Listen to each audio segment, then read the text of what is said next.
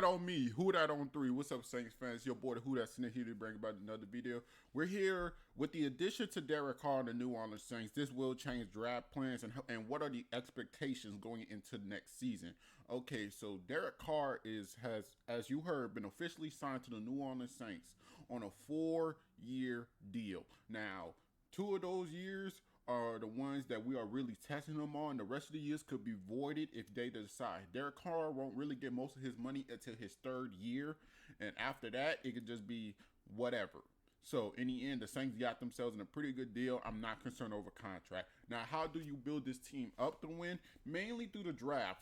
As you heard from Mickey Loomis, he stated himself that he wants to be in the middle of the cap. He don't want to be having too much money. He don't want to be too broke. He want to be right in the middle. So when you always get that key piece, you could turn into a championship contender right there. That's what he wants, and I see that's what he's striving for.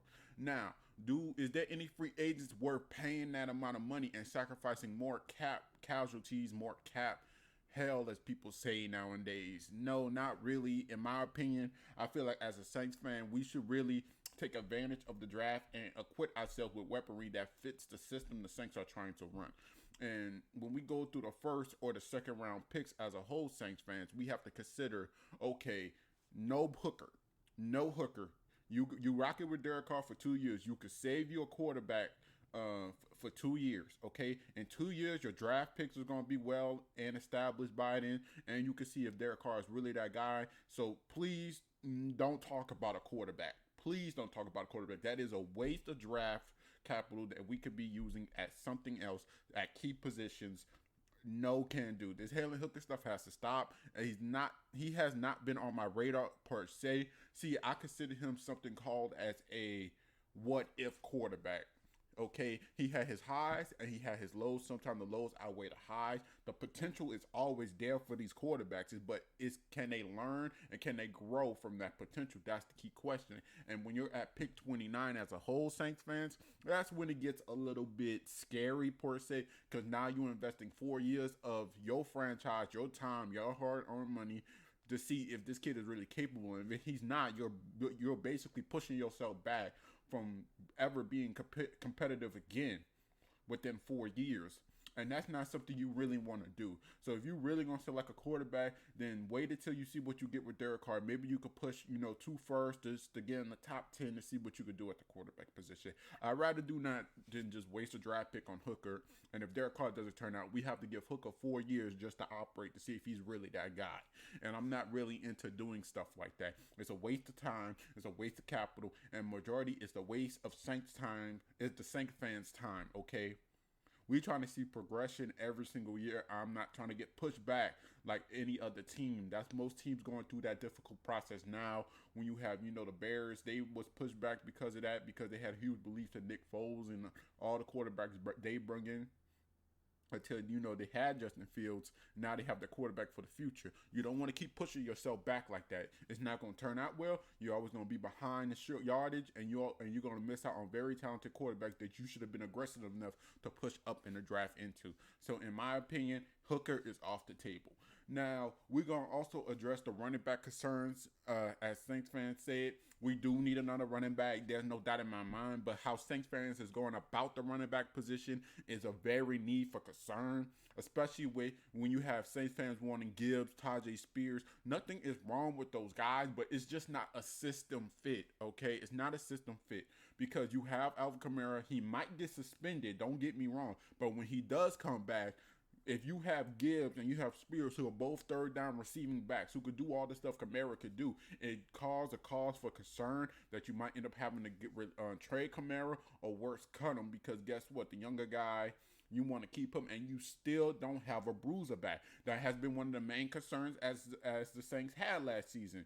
Kamara was used as a bruiser back, and it did not turn out well. Most of his runs came up the middle, through the center, through the guards, and it did not turn well. Kamara is better at the outside, a 3rd down back, a receiving back of all things, and his misusage of last year showed his weakness as a power back. We can't go into this draft thinking, okay, Tajay Spears, he's a hometown kid. Let's get him automatically. athletically. Listen, I love Tajay. He has a lot of potential, but he does not fit the system the Saints need to win games, okay? You need somebody who's going to rush that ball on 3rd down and 1, somebody who's going to, pick up 4th and 1, 3rd and 3s, 3rd and 2s. You need a bruiser running back who can actually run between the guard and the center. You need somebody like that. And if you already have somebody in Kamara who specializes in the receiving category, who specialize in the outside run category, who's very creative in the backfield, then you do not need to bring Gibbs or Spears into the system. You need to draft more heavy down backs. And there are some in this draft. You look into Tank Bisbee, that boy is a dog in this league. You have a lot of success with Tank Bisbee as your backfield and running a 1-2 punch with him and Kamara. So regarding our running back situation, Saints fans, think a little bit on it. Everybody is entitled to their own opinion, but be more open into just not drafting the highest pick on the board. You also got to draft how would he fit the system and how high he ranks. Tank Bisbee is not a bad back.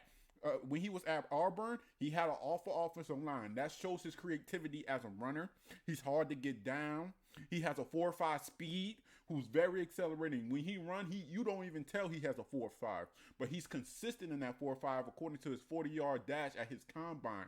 He's just not going to run I'm going to run a 4.5, then I'm going to run a 4.8. No, he's very consistent. I feel like he's going to be a great fit for this team, and I feel like we should move our direction away from, trying to draft another receiving back, Saints fans.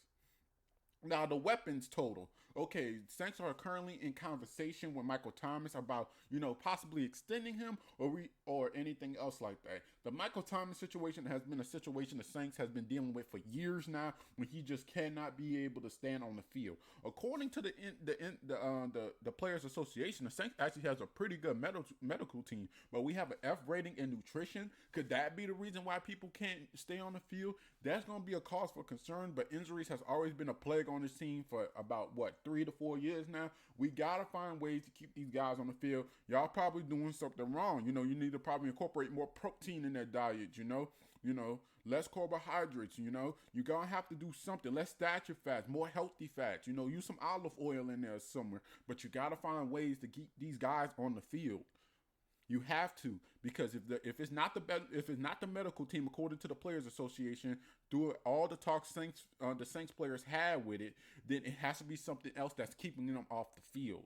Okay, and regarding the Michael Thomas situation, yes, he can re-sign back, but he has to take a lower deal because he has not been providing enough play to earn that big money again. Michael Thomas is at a stage in his career now where he has to re-earn everything he just earned, if that makes sense. He earned his contract when he was playing good, but now that he's hurt, he has never been on the field long enough. Now he has to re-earn those, and that's painful for Michael Thomas, but it's the league, and football is a business, and I agree with the Saints that your play has not been up to par to the contract they have offered you, so no reason they wanted to get rid of you short term. But with Derek Carr on the team, now they got a reason to keep you. It's up to you to see if you want to take that shorter deal for us, man. And if you play good, and guess what, as Deion Sanders, if you play good, they pay you good.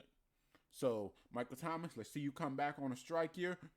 I can't wait. Now, is that taking a wide receiver in the draft? You could see that in the 5th round. 5th round has multiple of opportunities that could also help the Saints in big-time situations. So I won't be surprised.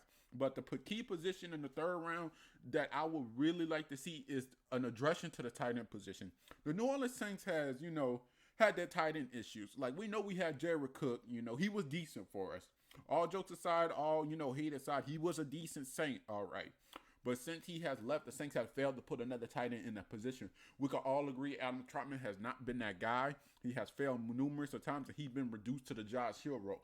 Jawan Johnson, a key favorite that Saints fans want to bring back, is probably not going to come back because of the key factor is he did not solidify himself as that tight end. He's a wide receiver converted to tight end most of all. So there's already his back against the wall, and he has not been consistent enough to really re-sign with this team when you have a talented tight end class like we have this year. So, if the Saints bring in like a Laporta, I'll be happy. If they bring in a Darnell Washington, I would be happy. There's opportunities for success here and key positions we need to target in this draft. So regarding the draft, that will be coming in another video, Saints fans. So please look out for that video.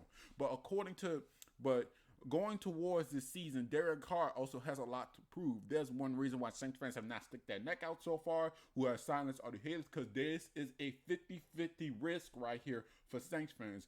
If Derek Carr could accumulate a good season, the Saints could have their future quarterback guaranteed for at least the next 7 years. Worst case, 7 years, you got Derek Carr right there.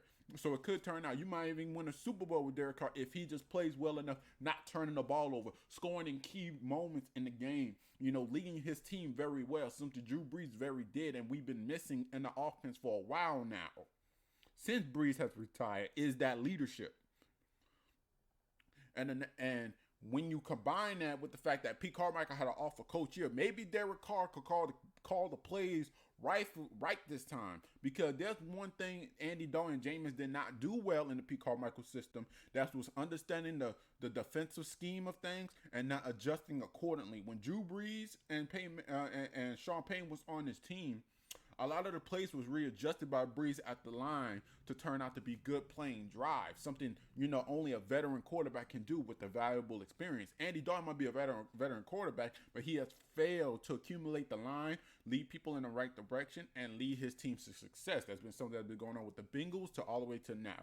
So with Andy Dalton gone, good riddance. Point blank, period. But my expectation for this season is very high right now. We are at least a playoff team.